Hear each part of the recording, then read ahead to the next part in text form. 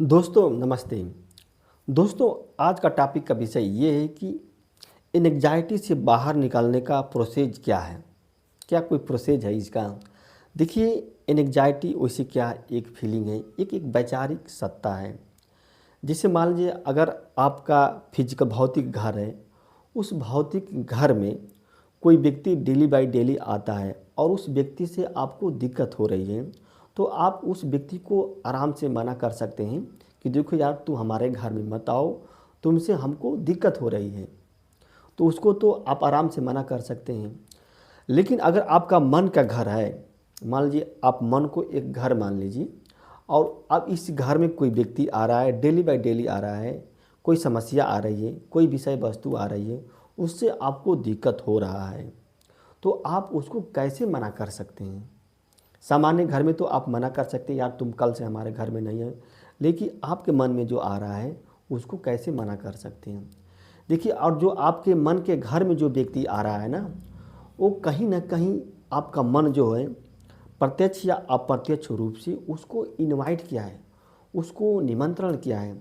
आपकी मन की तरंगे जो है ना, किसी न किसी रूप में उस व्यक्ति तक गई हैं, उस व्यक्ति तक पहुंची हैं, उस समस्या तक पहुंची हैं, उस विषय वस्तु तक पहुंची है, तभी वो विषय वस्तु आ रहा है।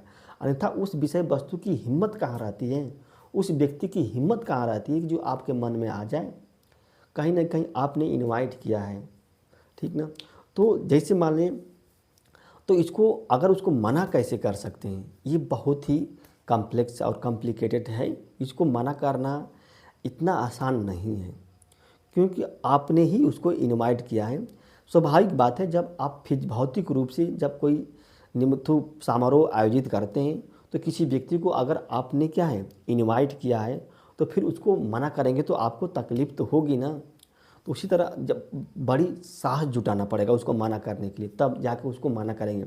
उसी तरह से आपके मन में आ रहा है ना, उसको मना करने के लिए आपको कुछ रणनीति अपनानी पड़ेगी।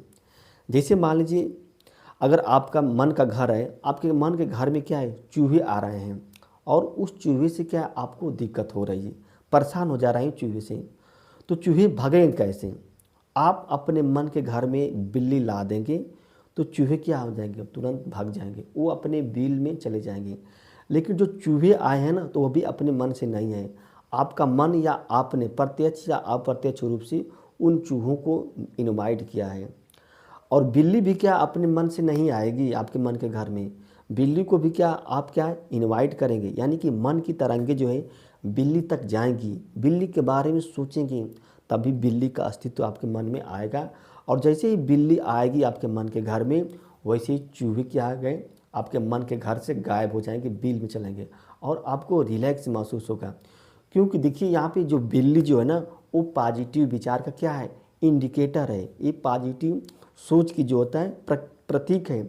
और जो चूहे जो होते हैं ना, वो नेगेटिव नकारात्मक विचार के क्या है, प्रतीक है। नकारात्मक विचार के क्या है, इंडिकेटर है।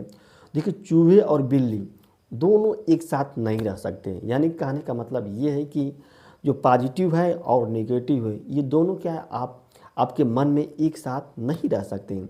लेकिन हाँ, दोनों की सत्ता, दोनों का बीच, दोनों की एक समय जरूर रहेगी। अगर मान लीजिए पॉजिटिव चीज़ है तो नेगेटिव चीज़ नहीं रहेगी, अगर नेगेटिव चीज़ रहेगी नहीं है, नेगेटिव चीज़ है तो पॉजिटिव चीज़ नहीं रहेगी। यानी कि अगर बिल्ली है तो चूहे नहीं रहेंगे, चूहे रहेंगे तो बिल्ली नहीं रहेगी। यानी कि दोनों बना रहेगा, ये क्रम टूटेगा नहीं।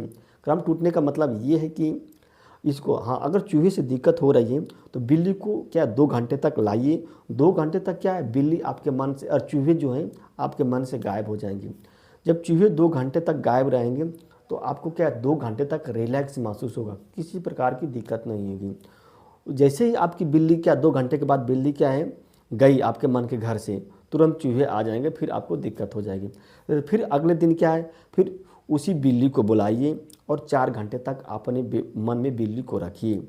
4 घंटे तक रखेंगे तो फिर 4 घंटे तक जो चूहे हैं वो दिखाई नहीं देंगे। तो जैसे 4 घंटे तक आपका मन का जो है किसी प्रकार की दिक्कत नहीं होगी, आपको रिलैक्स महसूस करेगा। यानी कहने का मतलब ये है कि आप अपने मन को किसी क्रिएटिव काम में व्यस्त कर दीजिए, तभी जाके इस समस्या सॉल्व हो पाएगी, नहीं समस्या सॉल्व नहीं हो पाएगी। अगर आपका मन खाली है तो निश्चित रूप से क्या आपके मन में जो जो पिछली घटनाएं हैं घटी हैं उसके विचार आएंगे, और जैसे ही वो विचार आएंगे आपको दिक्कत होगी। दोस्तों यह वीडियो अच्छी लगी तो इसको लाइक कीजिए और हमारे चैनल को दोस्त सब्सक्राइब कीजिए। धन्यवाद।